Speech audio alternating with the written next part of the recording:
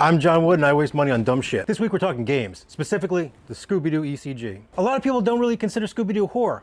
It is. Scooby-Doo is almost a gateway drug into horror. The Scooby-Doo card game is actually an offshoot of the X-Files card game. Once the X-Files died, they were trying to figure out a property to purchase where they could actually still use the mechanics of the game. They happened to be able to get Scooby-Doo for pretty cheap since they were already putting out playing cards for them, and they wound up deciding to kind of mold the game after the X-Files and take away the adult themes of it. Thus, the Scooby-Doo ECG was born. Now, this isn't like the X-Files where there's a bunch of old relics and everything to find. They only produced a small amount of cards. They were supposed to have a deal with Walmart and actually get these everywhere, but that all fell through, and so they only were able to sell it directly to local game shops or to local vendors like Rite Aid or K&B. I actually bought this at a local K&B. Well, they don't know what K&B is. I actually bought this at a local vendor. Local drugstore. I actually bought this at a local drugstore in 2000. The game lasted one set and one expansion for the Scooby-Doo and the Alien Invaders movie that came out. And that set is incredibly hard to find, almost impossible for sealed products. However, if you want to get into the game, the decks are very easy to find and really cheap. It's a really good start for people who are learning to play card games, especially if you want to play with your kids. But who am I kidding? You don't have any kids. Come on, you're horror nerds. It's also a lot like Clue, where you come up with whodunit, but in this case, it's one of the original 13 mysteries. This deck comes with everything you need to play. The rules, mystery list. It even comes with Scooby snacks. You pick a mystery, you take the gang, you go to locations to investigate, sometimes you find monsters, so you get your friends to help. Now, there aren't a lot of special cards or anything. They only have a couple of specialties, which are promos, pop-ups that come with the deck,